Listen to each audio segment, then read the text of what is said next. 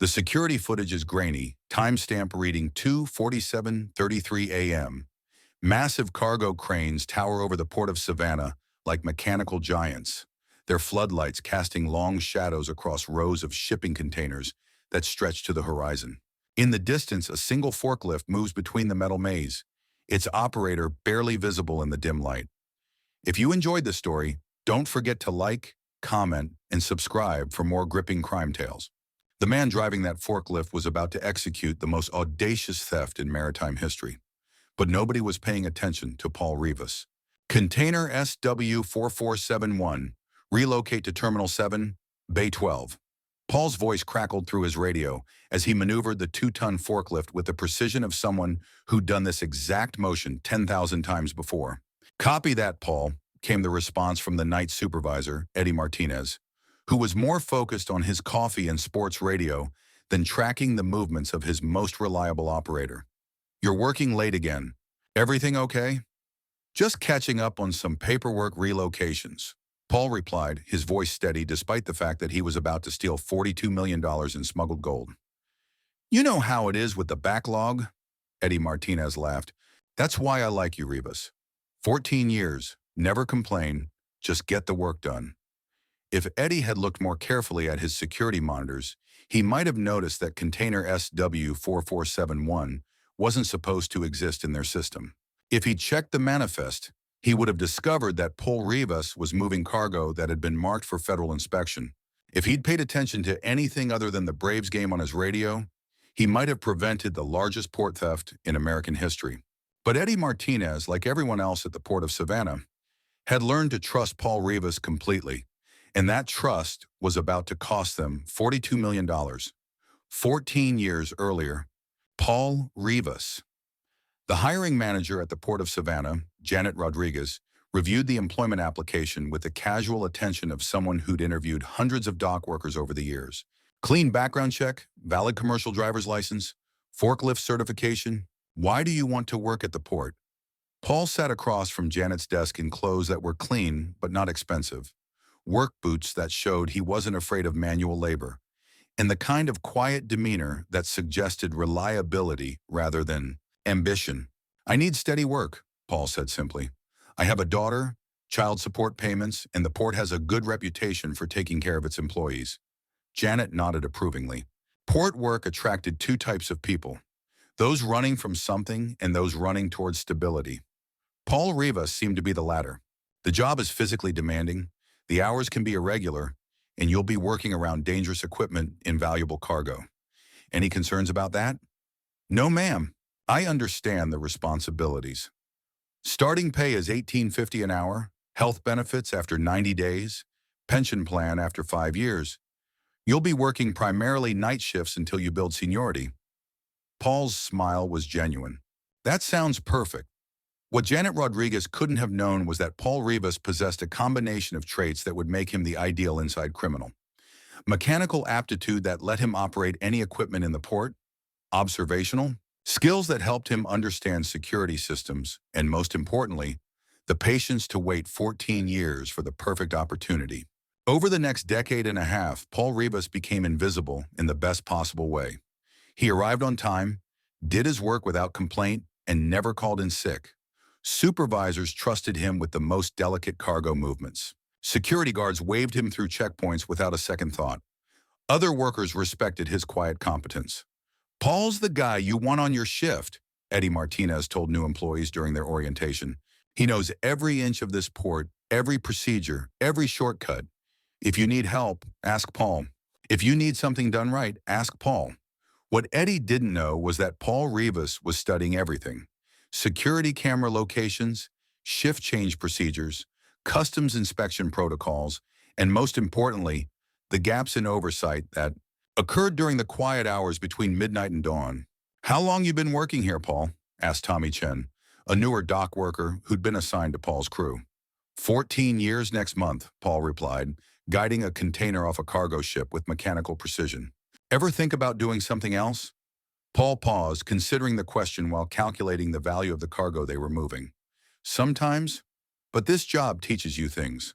About logistics, about security, about how things really work when nobody's watching. What kind of things? Paul's smile was cryptic. The kind of things that could make a man rich if he was smart enough and patient enough. Tommy Chen thought Paul was talking about overtime pay and pension benefits. He had no idea that Paul Rivas had been planning the perfect crime for over a decade. The debt that changed everything 2 years before the heist. Paul, we need to talk about Mom's medical bills, said Maria Rivas, Paul's younger sister, her voice breaking over the phone. The cancer treatments aren't covered by her insurance, and I can't afford to keep paying for them myself. Paul sat in his small apartment, surrounded by 14 years of accumulated possessions that didn't amount to much. A worn couch, a television from 2015, and bank statements showing a checking account that never exceeded $3,000. How much do we need, as Paul asked. The oncologist says the experimental treatment could cost $200,000 over the next year. I've already mortgaged my house, maxed out my credit cards. I don't know what else to do. Paul felt the familiar weight of family responsibility that had shaped every major decision of his adult life. His divorce had cost him half his savings. Child support payments consumed most of his income. And now his mother was dying because they couldn't afford the treatment that might save her. Maria, I'll figure something out. Paul, you can't fix everything. You've been taking care of everyone else your whole life. She's our mother. There has to be a way. After hanging up, Paul walked to his kitchen window and stared out at the distant lights of the port of Savannah. Somewhere in those thousands of containers were goods worth millions of dollars, moving through security systems he'd helped maintain, protected by procedures he'd helped develop. For 14 years, Paul Rivas had been the perfect employee. But perfect employees don't make $200,000, no matter how long they work or how loyal they are. That night, Paul began to plan the crime that would either save his mother's life or destroy his own. Port of Savannah, Container Terminal 7-823 AM. Eddie, we've got a problem with container SW4471, said Customs Inspector Jennifer Walsh, consulting her tablet as she reviewed the overnight manifest discrepancies. The weight doesn't match the declared contents. Eddie Martinez, now the day shift supervisor, pulled up the container tracking system on his computer. What's it supposed to contain? Industrial scrap metal, 8,400 pounds. But the shipping weight shows 12,600 pounds. That's a significant discrepancy. Could be a clerical error. You know how it is with these South American shipments. Paperwork isn't always accurate. Jennifer frowned at her tablet. The container also came through without proper inspection tags. It should have been flagged for secondary screening. Where is it now? Bay 47, marked for routine processing. But I'm recommending we hold it for detailed inspection. What Jennifer Walsh didn't know was that container SW4471 contained 847 pounds of refined gold bars worth approximately $42 million, smuggled by a Colombian cartel and disguised as industrial. Scrapped to avoid detection. The weight discrepancy she'd noticed was caused by gold being significantly denser than scrap metal. And what neither Jennifer nor Eddie knew was that Paul Rivas had been monitoring their radio communications and was already planning how to make container SW4471 disappear before anyone discovered its real contents. Paul Rivas' apartment, 6:30 p.m. Paul sat at his kitchen table with papers spread out like a military tactical plan, port security schedules, container tracking protocols, customs inspection procedures, and detailed maps of every surveillance camera. In blind spot in Terminal 7, his phone rang. Maria. Paul, the doctors say Mom needs to start treatment within the next month or it might be too late. Have you found any way to get the money? Paul stared at the container manifest he'd photographed during his shift. SW4471, weight discrepancy, scheduled for inspection in 3 days.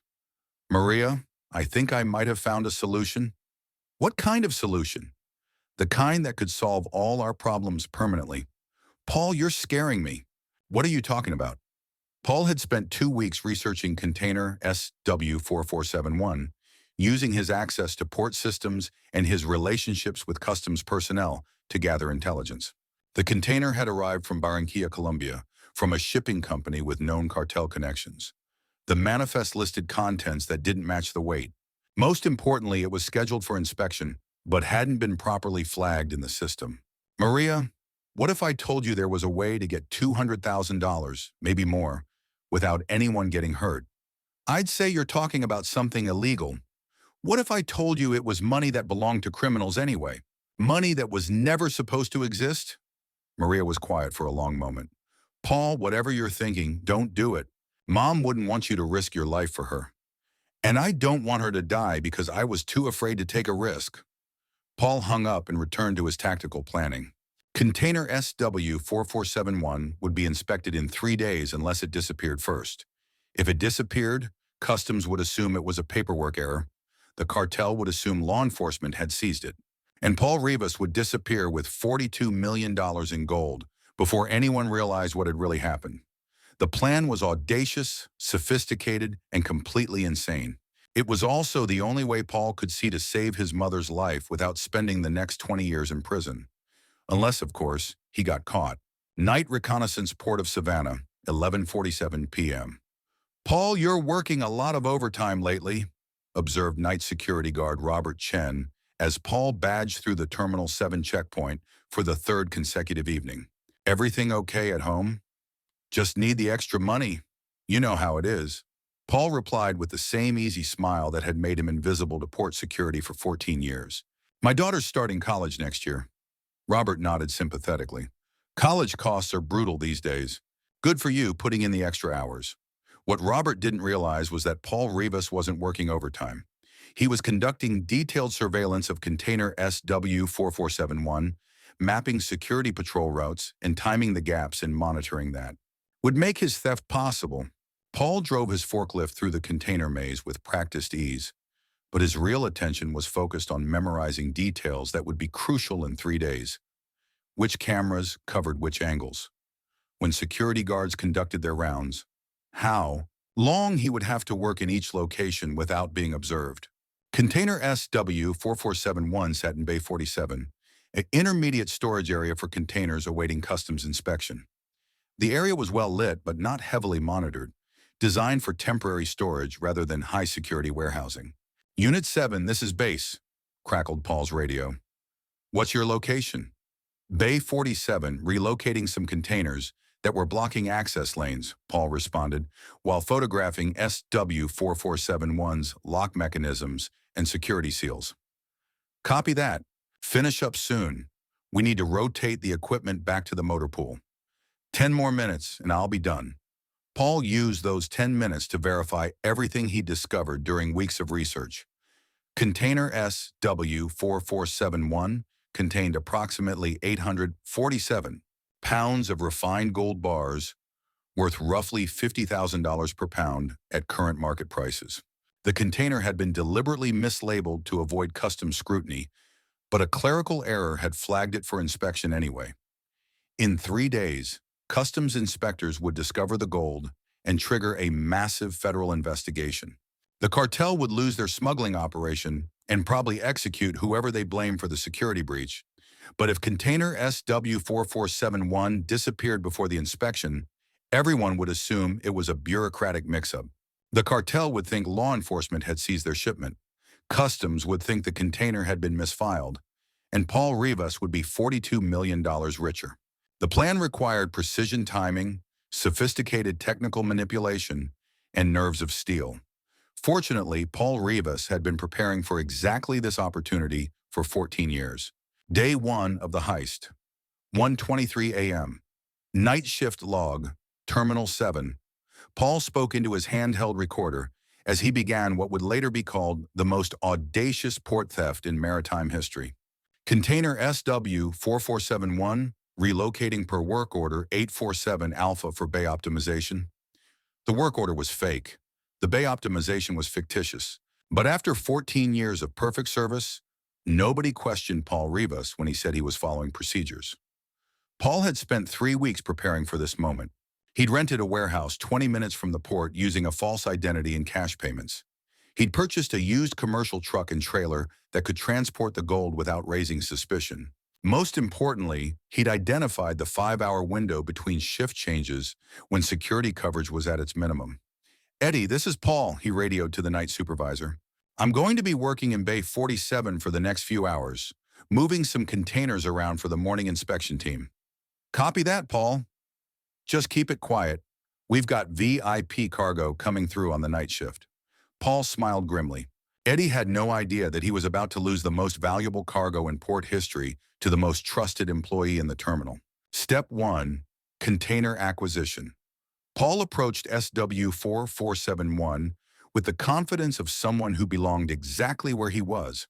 Using his port-issued RFID scanner, a device designed to track container movements for legitimate inventory purposes, he began the process of digitally relocating the container within the port's computer systems. The beauty of Paul's plan was its simplicity. Instead of trying to circumvent the port's sophisticated tracking systems, he was going to use those same systems to legitimize his theft. SW4471 would be officially moved from Bay 47 to a temporary storage area, then to a maintenance facility, then to an off-site location for specialized processing. Every movement would be properly documented in the port's computers. Every authorization would appear legitimate to anyone checking the records. By the time anyone realized what had happened, container SW4471 would be officially listed as having been transferred to a facility that didn't exist. Container SW4471 initiated relocation protocol. Paul logged into his scanner. Destination: Bay 12, temporary storage, pending inspection clearance. The system accepted his authorization without question. After 14 years of faithful service, Paul Rivas had earned the kind of trust that made sophisticated crimes possible. Step 2. The swap. The most dangerous part of Paul's plan wasn't the physical theft. It was the 15 minutes he needed to break open container SW4471 and confirm its contents before committing to the full heist. Paul had studied the container's security seals for weeks. Standard customs locks designed to show evidence of tampering, but not to prevent access by someone with the right tools and knowledge. He'd practiced opening identical locks in his apartment until he could do it in under 3 minutes without leaving obvious evidence. "Come on," Paul whispered as he carefully cut through the customs seal. "Let's see what you're hiding." The container doors opened with a soft metallic groan, revealing wooden crates labeled industrial scrap, copper/steel recycling. But the weight distribution was wrong. The crates were too heavy for their size, and they were secured with military-grade locks that no recycling company would use for scrap metal. Paul opened the first crate with trembling hands. Gold bars, dozens of them, each one stamped with Colombian mint marks and weighing approximately 2 pounds. Paul had never seen so much wealth in one place. It was literally a fortune that could solve every problem he'd ever had. "Jesus Christ," he whispered, calculating the value in his head. At $2,000 per ounce, each 2-pound bar was worth roughly $64,000. The crate contained maybe 30 bars. The container held 24 crates. $46 million in smuggled gold just sitting in Bay 47, waiting for someone smart enough and desperate enough to take it. Paul closed the crate and sealed the container, his heart pounding with the realization that he was about to cross a line that would either make him rich or destroy his life completely. But his mother was dying, his family was drowning in debt, and $46 million was sitting 20 feet away from him, protected only by locks he could open and security systems he'd helped design. Container SW4471, contents verified. Paul logged into his scanner, proceeding with relocation to authorized storage facility. Step 3. The Ghost Protocol. Paul's most brilliant innovation was what he privately called the Ghost Protocol, a method of using the port's own container tracking system to make SW4471 disappear from official records while maintaining the appearance of legitimate movement. Over the next 4 hours, Paul would gradually move the container through a series of intermediate locations, each transfer properly documented and authorized, each destination appearing legitimate to anyone casually monitoring the system. First transfer: Bay 47 to Bay 12, temporary storage pending customs clearance. Second transfer: Bay 12 to Maintenance Area 7, container inspection and repair. Third transfer: Maintenance Area 7 to Offsite Storage Facility Delta, a location that existed in the port's computer systems but corresponded to Paul's rented warehouse. By dawn, container SW4471 would be officially listed as having been moved to a legitimate storage facility for routine maintenance. The tracking records would show proper authorizations at every step. And Paul Rivas would have $46 million in gold hidden in a warehouse registered under a false identity. This is either genius or insane, Paul muttered as he drove his forklift toward the first intermediate staging area. Probably both. Day 2 of the heist, 2:47 a.m. Paul, you're putting in a lot of hours this week, observed Tommy Chen as their shifts overlapped in the container yard. Management appreciating the extra effort? Paul continued operating his forklift with mechanical precision while internally calculating that he was approximately 18 hours away from either escaping with $46 million or spending the rest of his life in federal prison. You know how it is, Tommy. Good work gets noticed, and I need the overtime pay. What are you working on that's keeping you so busy? Container reorganization project. Moving some units that have been cluttering up the inspection bays. Paul gestured toward SW4471, which was now sitting in what appeared to be a routine temporary storage location. Boring stuff, but it pays the bills. Tommy nodded and continued with his own work, completely unaware that he was looking at the most valuable container in port history and talking to the man who was about to steal it. The genius of Paul's plan was its invisibility. To everyone at the port, he was just doing routine container management work. Nobody questioned his authorizations because he'd earned absolute trust over 14 years. Nobody examined his work orders because Paul Rivas never made mistakes. And nobody suspected that the quiet, reliable forklift operator was methodically stealing $46 million right in front of them. "Hey, Paul," called Eddie Martinez over the radio. "We've got a customs inspector asking about container SW4471. Something about a scheduled inspection that got moved?" Paul felt his pulse spike, but kept his voice steady. "Yeah, I moved it to Bay 12 for temporary storage. The inspection bay was getting crowded, so I relocated it to make room for priority containers." "Makes sense. I'll let the inspector know where to find it. Actually, Eddie, I think it might be scheduled to move again tonight. Let me check the work orders and get back to you." "No problem. You know the system better than anyone." Paul absolutely knew the system better than anyone. That's why he was confident he could beat it. Paul's rented warehouse, 4:15 a.m. The warehouse Paul had rented sat in an industrial district 23 minutes from the port, surrounded by legitimate businesses that operated during normal hours and remained completely deserted during the early morning hours when Paul needed to work. "Unit 7-Delta to base," Paul radioed as he approached the warehouse with container SW4471 loaded on his truck. "Delivering container to off-site storage facility per work order 847 Alpha." "Copy that, Paul." "ETA for return to port." "About an hour." "Need to complete the paperwork and coordinate with the storage facility?" Paul parked behind the warehouse and began the delicate process of transferring 847 pounds of gold bars from the shipping container to his personal storage system. Each gold bar weighed approximately 2 pounds, meaning he needed to move over 400 individual bars without damaging them or leaving evidence of his activities. The physical work was exhausting, but Paul had been preparing for months. He'd practiced lifting and moving heavy objects until he could handle the gold bars efficiently. He'd purchased industrial storage containers that would protect the gold from damage and detection. Most importantly, he'd planned every aspect of the transfer to minimize the time he was vulnerable to discovery. 423 bars, Paul counted as he completed the inventory. $46,800,000 in Colombian cartel gold.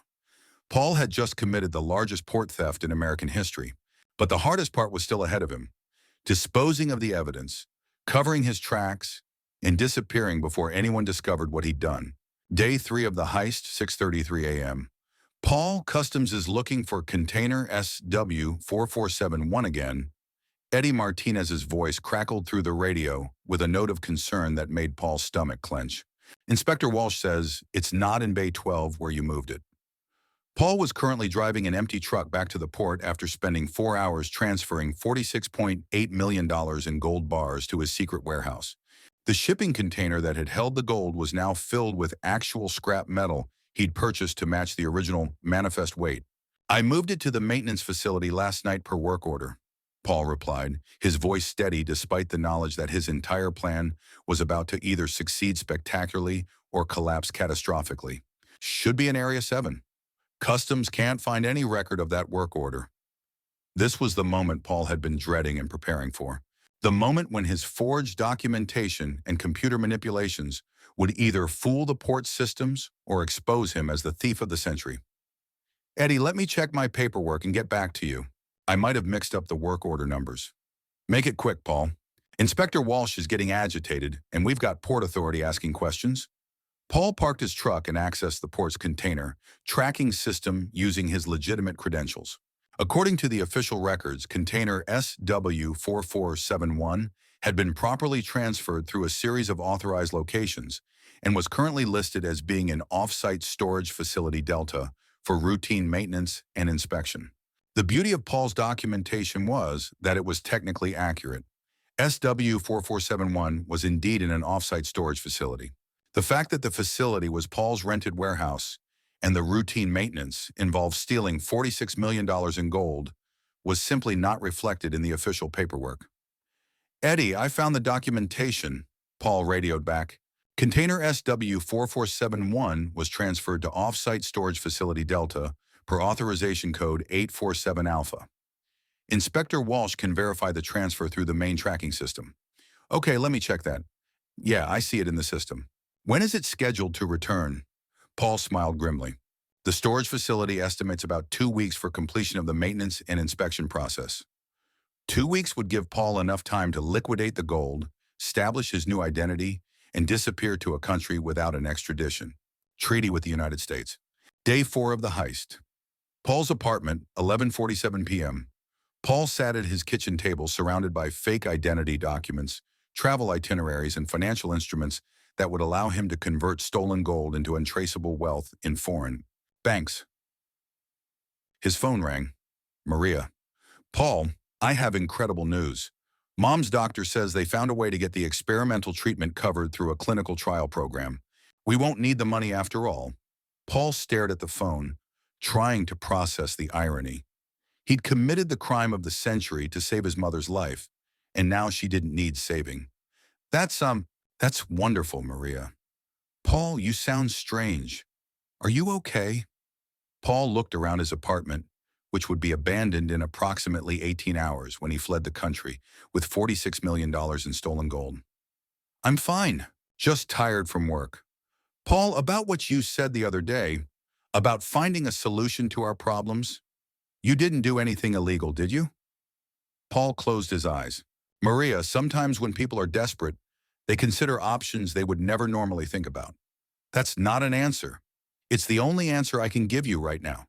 Paul, you're scaring me. Maria, I need you to know that whatever happens, everything I did was to help our family. I love you. I love Mom, and I love Emma. Remember that. Paul, what are you talking about? I have to go. Take care of yourself. Paul hung up and returned to his escape preparations. In 16 hours, he would take a one-way flight to Johannesburg using forged identity documents. The gold would be shipped to South Africa through a network of antiquities dealers and precious metals brokers who didn't ask questions about provenance. Within 6 months, Paul Rivas would cease to exist, replaced by a wealthy expatriate living under a new name in a country that didn't honor American extradition requests. The plan was flawless. Paul had covered every angle, anticipated every contingency, and prepared for every possible complication, except for the one thing he couldn't have anticipated, his own conscience. Day 5 of the heist, Port of Savannah, 7:23 a.m. Paul, we need to talk, said Eddie Martinez as Paul reported for what would be his final shift at the Port of Savannah. Inspector Walsh is asking a lot of questions about container SW4471, and some of her questions are making management nervous. Paul felt his heart rate increase, but maintained his professional demeanor. What kind of questions? She's saying the transfer documentation doesn't look right. Something about the authorization codes not matching the standard format.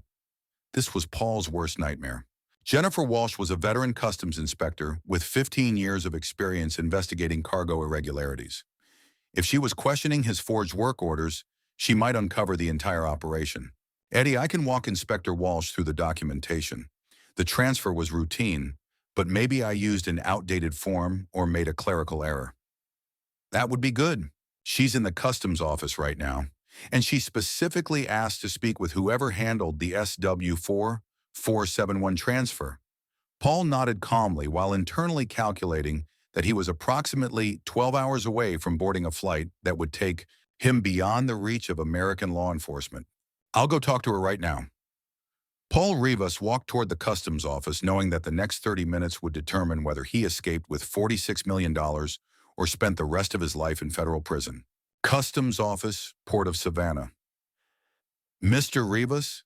Inspector Jennifer Walsh looked up from her computer as Paul entered the office.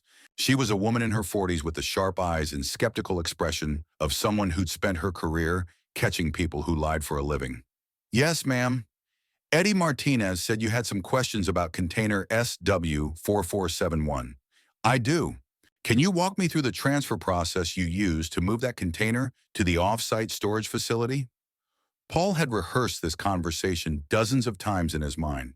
His story needed to be detailed enough to seem authentic, but not so complex that it invited further investigation. Container SW4471 was taking up space in Bay 47, which was needed for priority customs inspections. I received authorization to move it to temporary storage in Bay 12, then later to the maintenance facility when Bay 12 was needed for other containers.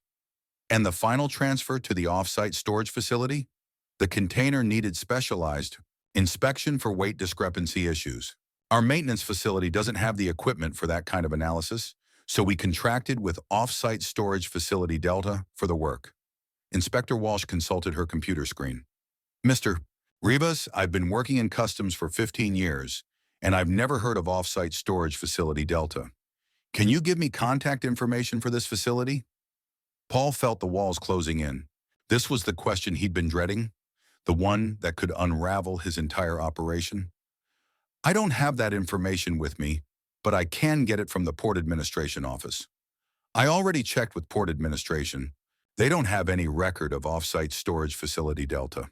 Paul's mind raced through possible responses. He could claim it was a clerical error, blame the documentation on someone else, or try to deflect Walsh's suspicions. But he could see in her eyes that she already knew something was wrong. Inspector Walsh, let me double-check my paperwork and get back to you. I might have confused the facility names. Mr. Rivas, container SW4471 contains smuggled gold worth approximately $46 million. It was placed under customs hold pending federal investigation. And according to our tracking systems, you were the last person to have access to that container. Paul felt the world tilt sideways. I'm sorry, what? We know about the gold, Mr. Rivas. We've known about it since the container arrived from Colombia. SW4471 was part of a federal sting operation designed to track cartel money laundering activities. Paul realized with horrible clarity that he'd stolen $46 million in gold from a federal law enforcement operation. Not only had he committed the largest port theft in history, he'd also interfered with an ongoing FBI investigation. Inspector Walsh, I think there's been some kind of misunderstanding. The only misunderstanding, Mr. Rivas, is thinking that you could steal $46 million from the federal government and get away with it? Inspector Walsh pressed a button on her desk phone. Security to Customs Office, please. Code 7. Paul heard the sound of multiple footsteps approaching from the hallway. In approximately 30 seconds, his 14-year career at the Port of Savannah would end with his arrest for federal crimes that carried a potential life sentence. But Paul Rivas had one final card to play. Inspector Walsh, what if I told you I know where the real cartel operation is? What if I told you that stealing the gold was the only way to expose a corruption network that goes all the way to the top of port management? Inspector Walsh paused with her hand on the phone. What are you talking about? Eddie Martinez. He's been taking payments from Colombian cartels for 3 years, providing them with container routing information and customs inspection schedules. I discovered his operation when I investigated SW4471. It was a complete lie, but it was Paul's only chance to avoid immediate arrest. You're saying your supervisor is working with drug cartels? I'm saying the only reason I took that gold was to prevent it from disappearing into Eddie Martinez's network. I have documentation proving his involvement. Inspector Walsh studied Paul's face, trying to determine if he was telling the truth or desperately fabricating a story to save himself. Mr. Rivas, you have exactly one opportunity to convince me that you're not lying. Where is the gold? Paul took a deep breath. He was about to either save himself or guarantee his conviction for federal crimes.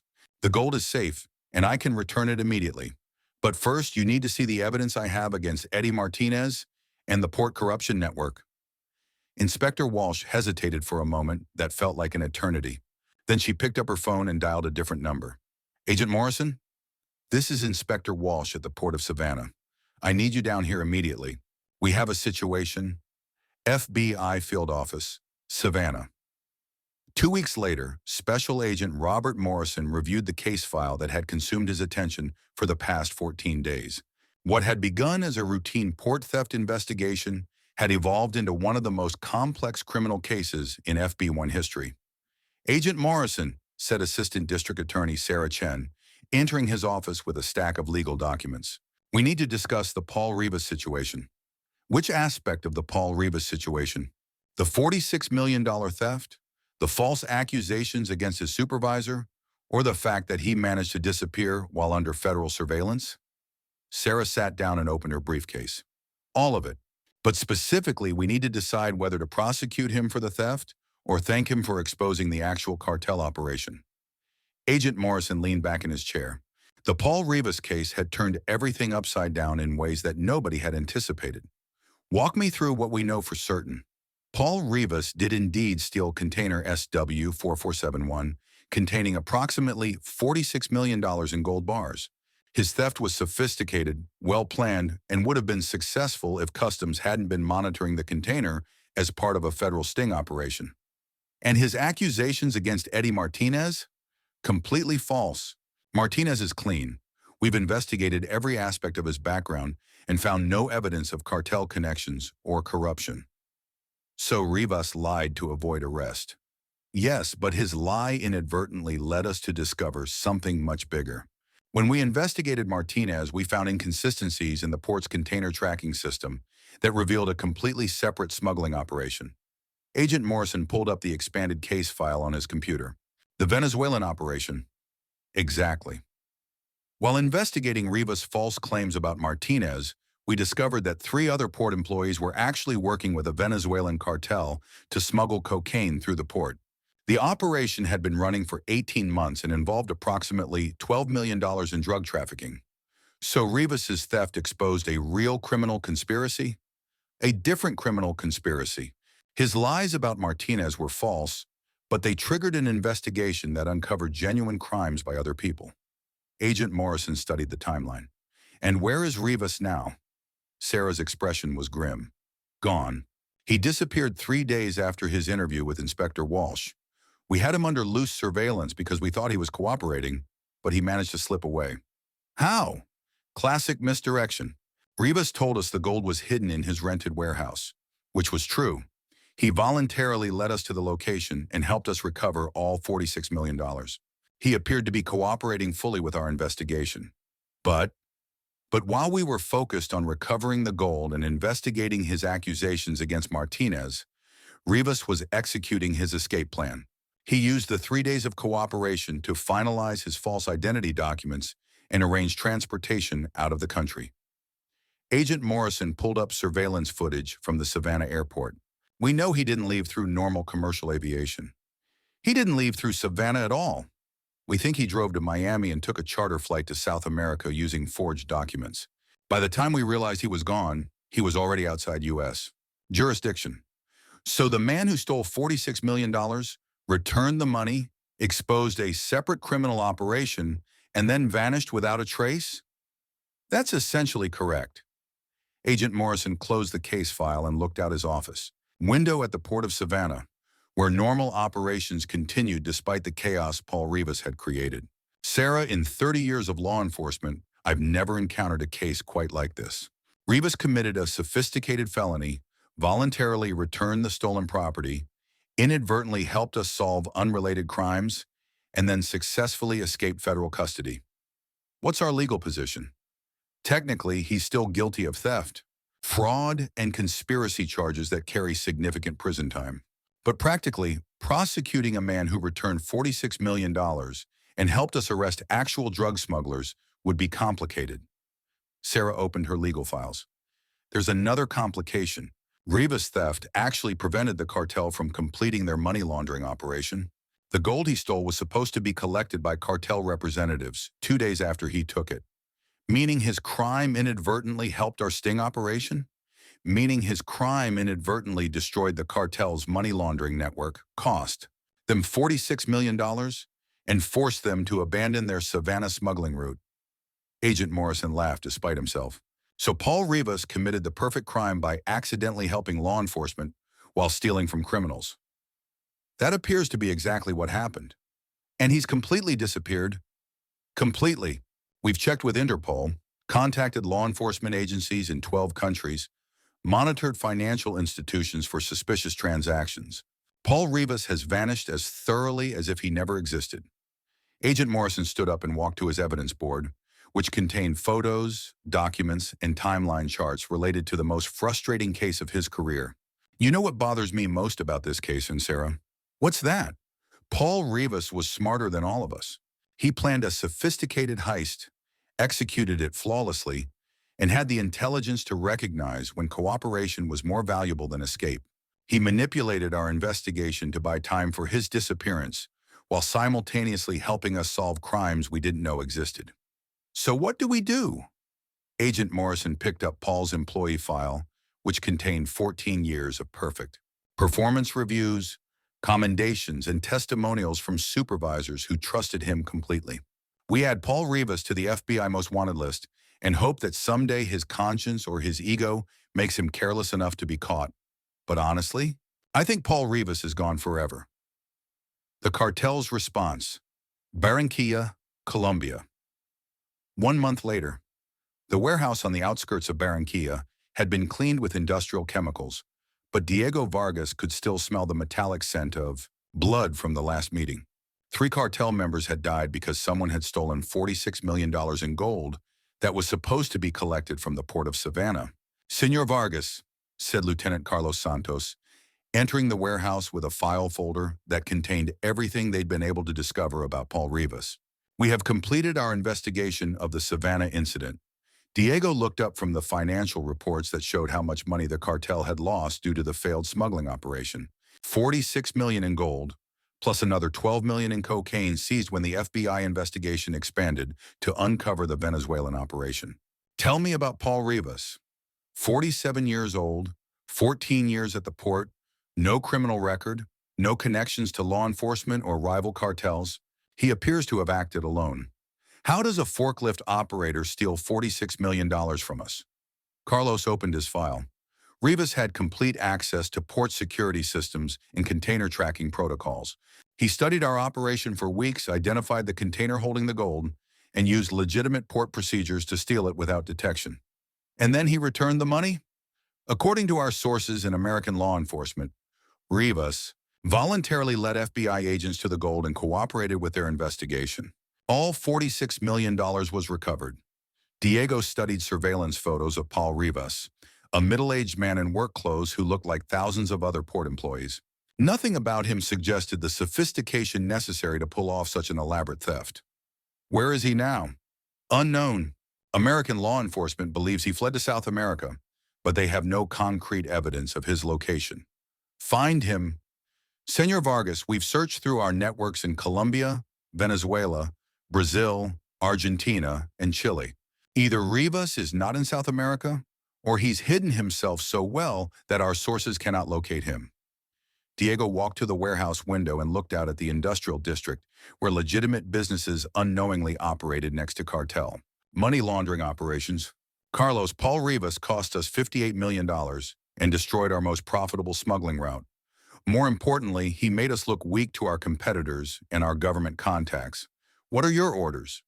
Double the reward, $2 million for information leading to Paul Rivas, dead or alive. Contact every criminal organization in South America, Europe, and Africa. Someone, somewhere, knows where he is. And if we find him? Diego's smile was cold. When we find him, we make sure that everyone understands the consequences of stealing from us. The mystery of Paul Rivas. 2 years later, location unknown. The man who had once been a Paul Rivas sat on the terrace of his villa overlooking the Mediterranean Sea, reading news articles about the ongoing FBI investigation into his disappearance. According to the latest reports, he remained one of America's most wanted fugitives, despite having returned all the money he'd stolen. His new identity was flawless. Passport, driver's license, bank records, even a fabricated personal history that would withstand casual investigation. The plastic surgery had been subtle but effective, changing his appearance enough to avoid recognition without making him look obviously altered. Most importantly, he'd learned to speak French with the fluency of someone who'd lived in Monaco for years rather than months. Monsieur Dubois, said his housekeeper Marie, bringing him coffee in the morning mail, you have a letter from America. Paul, now Michel Dubois, accepted the letter with steady hands, though his heart rate increased when he recognized his sister Maria's handwriting. Paul, I know you're reading this, wherever you are. Mom passed away last month. The experimental treatment worked for 18 months, but the cancer came back stronger than before. Her last words were about you. She said she hoped you were safe and happy, and that she forgave you for whatever you did to try to save her. The FBI agents still come by occasionally, asking if we've heard from you. I always tell them the truth, that I don't know where you are or how to contact you. But I also tell them that my brother is a good man who made desperate choices to help his family. Paul, if you're reading this, please know that you don't need to stay hidden forever. Come home. Face the charges. Serve your time. Mom would want you to stop running. I love you wherever you are. Maria. Paul read the letter twice, then walked to his fireplace and burned it. Maria was wrong about one thing. He could never come home.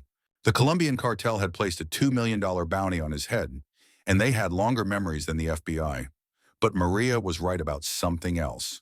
Paul Rivas was tired of running. That evening, Paul sat in his study and composed a letter that he would never send.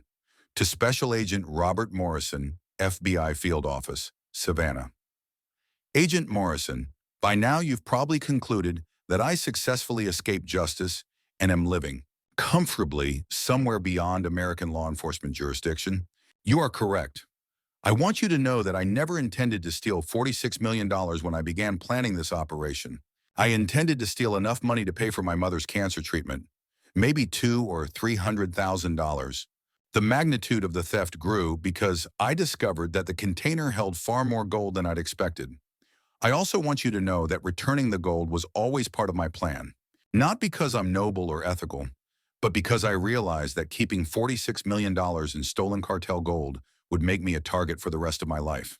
Better to return the money, accept criminal charges, and serve a finite prison sentence than to spend my life looking over my shoulder for cartel assassins. Unfortunately, my plan to cooperate with law enforcement was complicated by the bounty placed on my head by the Colombian cartel.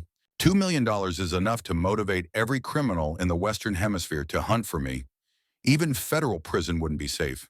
So I chose exile instead of imprisonment.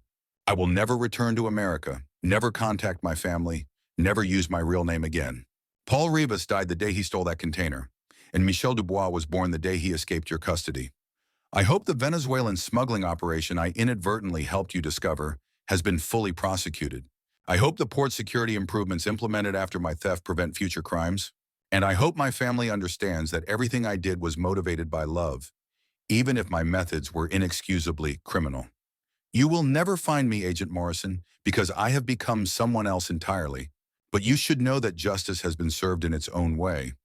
I am trapped in exile, separated from everyone I love, living under a false identity in a foreign country. It is not the justice system you represent, but it is justice nonetheless. Paul Rivas. Paul sealed the letter in an envelope, then fed it into his fireplace. Some confessions were meant only for the confessor. Outside his villa, the Mediterranean Sea sparkled in the moonlight, beautiful and vast and utterly foreign to a man who'd spent his entire life working at an American port. Paul Rivas had committed the perfect crime and escaped with his freedom. But freedom, he was learning, was not the same thing as happiness.